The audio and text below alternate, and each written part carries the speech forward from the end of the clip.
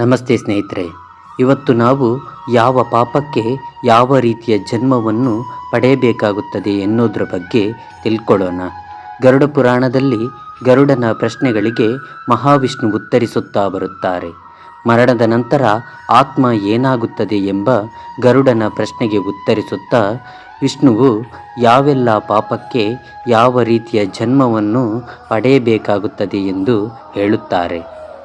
ಸ್ನೇಹಿತರೆ, ಯಾರೆಲ್ಲ ಈ ಚಾನಲ್ನ ಸಬ್ಸ್ಕ್ರೈಬ್ ಮಾಡಿಕೊಳ್ಳಿಲ್ಲ, ದಯವಿಟ್ಟು ಸಬ್ಸ್ಕ್ರೈಬ್ ಮಾಡಿ, ಲೈಕ್ ಮತ್ತು ಶೇರ್ ಮಾಡಿ.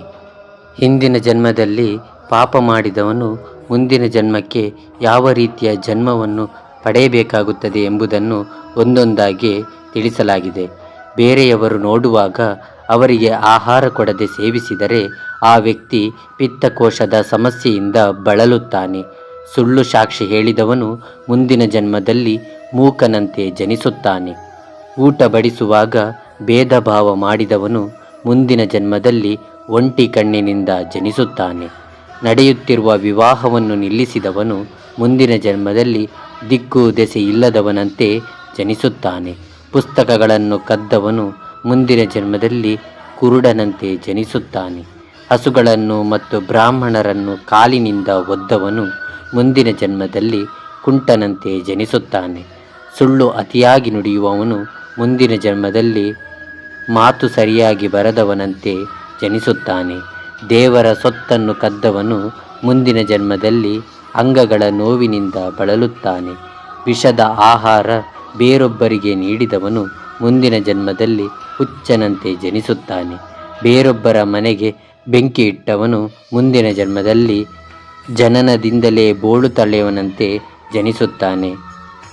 ಗರುಡ ಪುರಾಣದಲ್ಲಿ ಹೇಳುತ್ತಾರೆ, ಸ್ತ್ರೀ ಹತ್ಯೆ ಮಾಡಿದವನು ಮುಂದಿನ ಜನ್ಮದಲ್ಲಿ ದೀರ್ಘ ರೋಗಿಯಂತೆ ಜನಿಸುತ್ತಾನೆ. ಗುರುಪತ್ನಿಯನ್ನು ಮೋಹಿಸಿದವನು ಮುಂದಿನ ಜನ್ಮದಲ್ಲಿ ಕೀಟ, ಹುಳ, ಕ್ರಿಮಿಯಂತೆ ಜನಿಸುತ್ತಾನೆ. ಬ್ರಾಹ್ಮಣನನ್ನು ಹೊಡೆದವನು ಮುಂದಿನ ಜನ್ಮದಲ್ಲಿ ಹುಳದಂತೆ ಜನಿಸುತ್ತಾನೆ. ಗೋಹತ್ಯೆ ಮಾಡಿದವನು ಮುಂದಿನ ಜನ್ಮದಲ್ಲಿ ಕ್ಷಯರೋಗಿಯಂತೆ ಜನಿಸುತ್ತಾನೆ.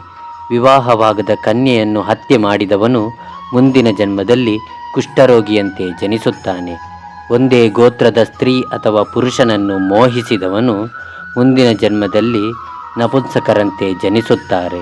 ಬ್ರಾಹ್ಮಣನಂತೆ ಜನಿಸಿ ಮಾಂಸಾಹಾರ ಸೇವಿಸಿದರೆ ಆ ವ್ಯಕ್ತಿ ಮುಂದಿನ ಜನ್ಮದಲ್ಲಿ ಕುಷ್ಠರೋಗಿಯಂತೆ ಜನಿಸುತ್ತಾನೆ.